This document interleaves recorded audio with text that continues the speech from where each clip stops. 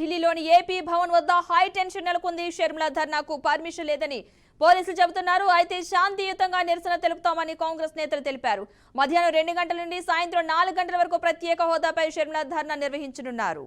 దీనిపై మరింత సమాచారాన్ని ఢిల్లీ నుంచి మా ప్రతినిధి అశోక్ అందిస్తారు. అశోక్, ఆంధ్రప్రదేశ్కి ప్రత్యేక హోదా కల్పించాలంటూ కాంగ్రెస్ పార్టీకి సంబంధించిన ఆంధ్రప్రదేశ్ రాష్ట్ర నాయకులు ఢిల్లీలోని ఆంధ్రప్రదేశ్ భవన్లో ధర్నా చేస్తున్నారు. మనం చూడొచ్చు, ధర్నా కార్యక్రమంలో దాదాపు 200 మందికి పైగా కార్యకర్తలు హాజరయ్యారు. సో మరి కొద్దిసేపట్లోనే వైఎస్ షర్మిల కూడా ఈ ధర్నా కార్యక్రమానికి రాబోతుంది. సో దీనికి సంబంధించిన అన్ని ఏర్పాట్లు అయితే చేశారు. సో ఏదైతే ఆంధ్రప్రదేశ్ సంబంధించిన విభజన హామీలు నిలబెట్టడంలో ఇవ్వడంలో బీజేపీ ప్రభుత్వం విఫలమైంది. అది 2014 నుంచి 2024 వరకు 2 సార్లు ప్రభుత్వాలు వచ్చినప్పటికీ రాష్ట్రంలో ఒకటి టీడీపీ అటు వైఎస్ఆర్సీపీ 2 వచ్చినప్పటికీ కూడా కేంద్రం నుంచి స్పెషల్ స్టాటస్ తీసుకురావడంలో విఫలమైంది. వైజాగ్ స్టీల్ ప్లాంట్ విషయంలో కూడా కేంద్రం మొండి వైఖరిగా ముందుకెళ్తూ ఉంది. సో వీటన్నిటిపైన వాళ్ళు ధర్నా కార్యక్రమం చేశారు. సో ధర్నాలో చాలామంది పార్టీకి సంబంధించిన సీనియర్ నాయకులు హాజరయ్యారు.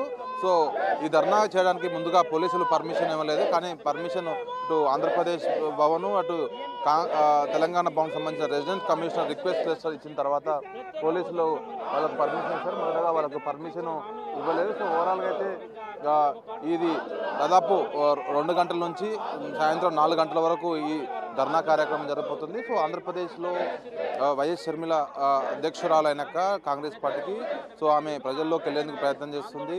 ముఖ్యంగా రాష్ట్రంలో ఉన్న అనేక సమస్యలపై పోరాడేందుకు ఆమె అనేక కార్యక్రమాలు చేస్తుంది. అందులో భాగంగా ఈ ధర్నా కార్యక్రమం చేపట్టింది. సో ఈరోజు ఢిల్లీలో వైఎస్ షర్మిల బిజీగా గడుపుతున్నారు. విపక్ష పార్టీకి సంబంధించిన సీనియర్ నాయకులతో ఆమె సమావేశమయ్యారు.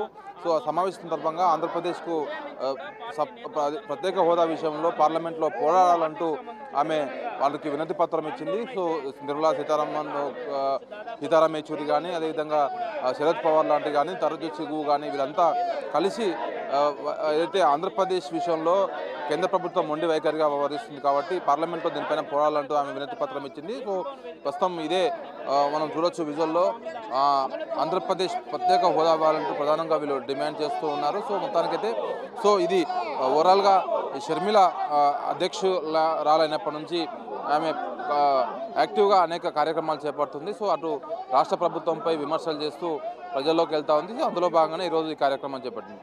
కెమెరామెన్ సంజయ్తో అశోక్, బీఆర్కే న్యూస్, న్యూఢిల్లీ.